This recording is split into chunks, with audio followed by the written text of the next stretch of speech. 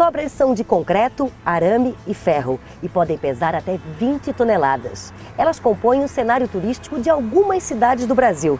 Eu converso hoje com o escultor lagiano José Cristóvão Batista. O Palavra Aberta já está no ar.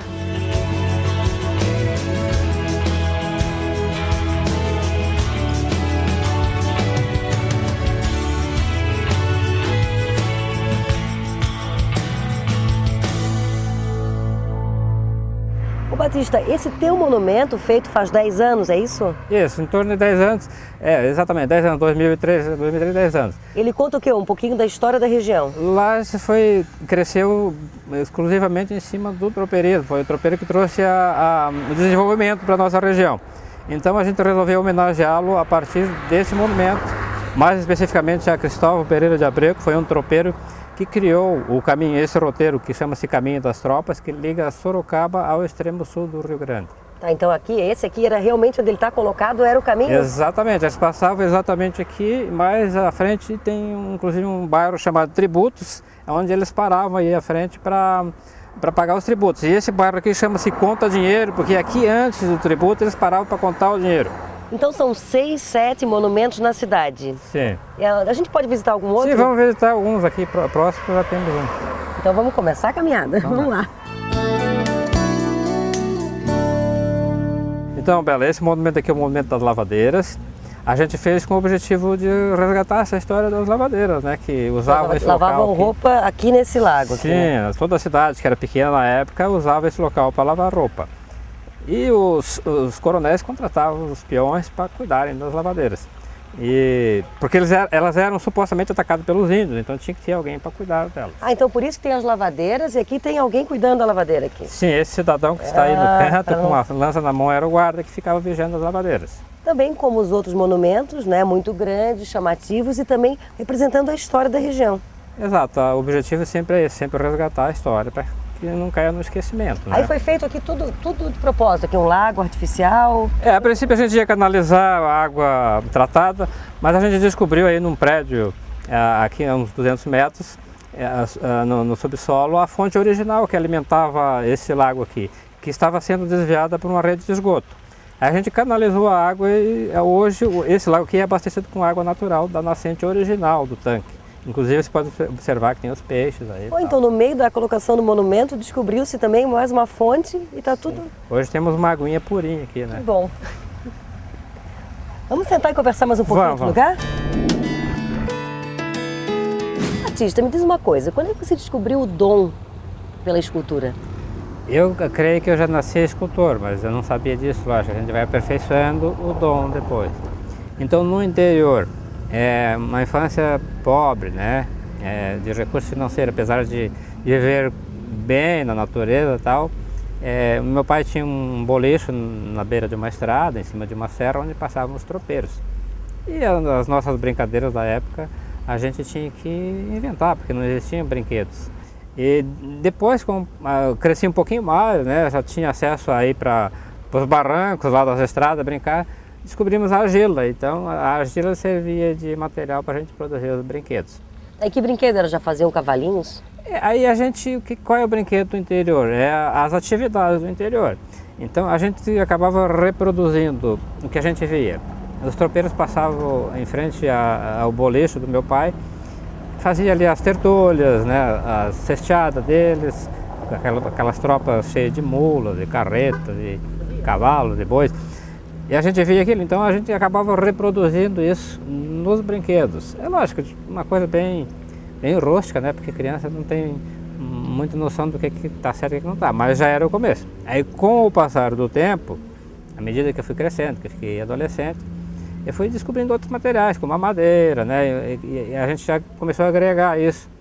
E daí, posteriormente, já comecei a descobrir que isso poderia virar uma escultura, uma obra de arte, né? E mais tarde acabei descobrindo que eu queria ser escultor. Apesar que eu trabalhei... Mas imaginava que ia ser um escultor de esculturas assim tão grandes, de 5 mil quilos? A necessidade faz a ocasião, né? Então, eu não tinha como fazer uma faculdade, não tinha acesso à faculdade. Então o que eu optei? Ou eu faço uma profissão para mim, crescer como pessoa e como profissional, ou eu vou estudar. Estudar eu não tinha como. E acabei descobrindo que a maneira de eu poder me manter na arte era fazendo esculturas grandes para pôr em praça, né? Que seria a maneira de eu conseguir sobreviver com a arte. Quando teve esse projeto aqui em Lages de fazer essa escultura que conta um pouquinho da história da região, imaginou que fosse dar assim, esse trabalho todo, eram coisas muito pesadas mesmo que vocês iam fazer? Como é que começou esse projeto todo? Esse projeto eu escrevi ele todo, eu criei todo o projeto, que seriam 12 esculturas, um portal em cada entrada da cidade, com o objetivo de canalizar o turismo que vem do norte do Brasil, que vem para Canela, para Gramado e outras regiões do Rio Grande. Criando esses monumentos, se cria o produto cultural que se torna um agregado turístico. E aí, o turista passaria por aqui, sim, não pela margem? Exatamente, porque o turista hoje ainda passa pela margem da cidade, ele não passa por dentro da cidade. Então o objetivo desse projeto é canalizar esse fluxo turístico por dentro da cidade, fazer com que ele venha conhecer a nossa história, nossa gastronomia, que fique aqui um dia ou dois e deixe aqui um pouco do dinheiro que ele leva para outros estados, né?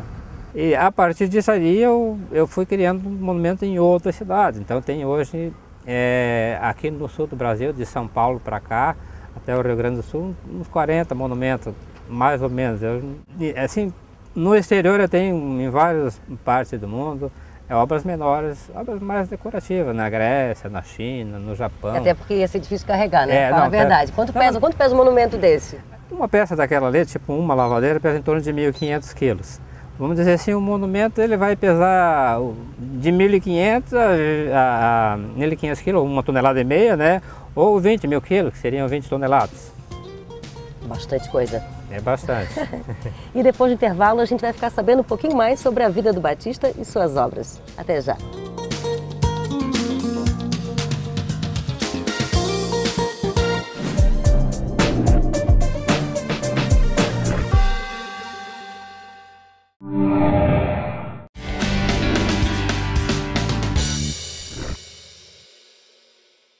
Mas voltando a falar em monumentos grandes, né, que o Batista produz, eu quero saber como é que eles são feitos. Assim, é uma coisa grande, pesada, tem que subir uma escada, como é que é? A princípio diz que todo artista é meio louco, né? Eu mesmo me considero um pouco maluco. As pessoas dizem, tu é doido fazer um troço desse aí. Pois é. E realmente, fazer monumento desse tamanho é uma verdadeira loucura, porque é um trabalho muito pesado, muito árduo. E perigoso também, né? Porque se você não fizer ele bem estruturado, ele pode cair sobre você e te já machucar. Aconteceu? Já se machucou? Já caiu uma santa em cima de mim. E a sorte que era uma santa, daí não me machuquei muito. Eu só perdi a obra porque era de argila, acabei perdendo a obra. Mas como é que é? Daí tem ajuda de alguém?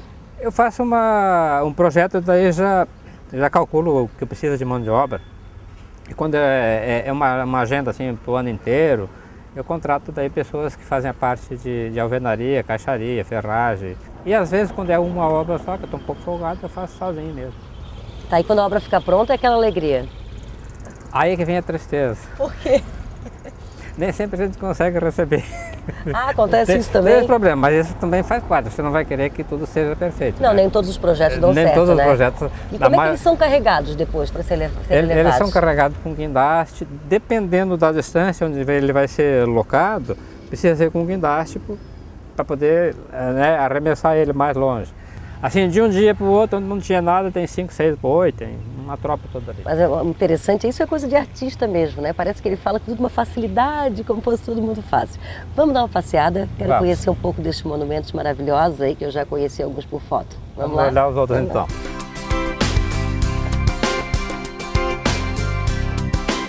Batista, para mim essa aqui é a mais bonita. Obrigado. Gosta também? Também gosto, porque foi um dos que demorou mais, que eu trabalhei mais, mas eu consegui aprimorar um pouco mais. Então, a mais sofrida valeu a pena. Quando a gente faz uma obra que tem um pouco mais de tempo para fazer, apesar de ser demorado, de ser trabalhosa, você consegue colocar um pouco mais do teu sentimento em cima da obra, um pouco mais dos detalhes de expressão. Essa levou quanto tempo? Essa aqui demorou 6 meses para fazer ela.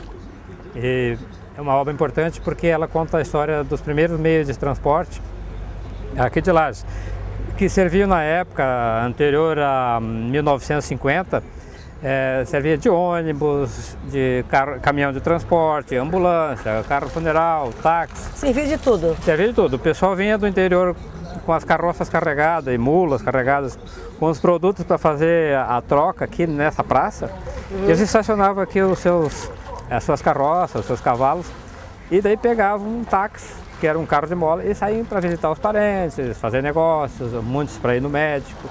Então por isso a gente resolveu fazer a homenagem. A homenagem justa, aqui, né? Era nesse local mesmo que acontecia essa troca? Esse aqui era a praça onde os tropeiros se encontravam para fazer as trocas. Era a moeda principal na época era a troca. O pessoal trocava o charque pela, vamos dizer assim, pela indumentária de montaria, por carroça.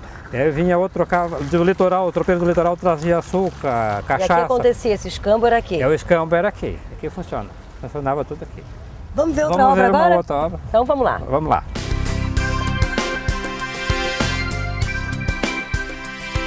O Batista, e esse aqui?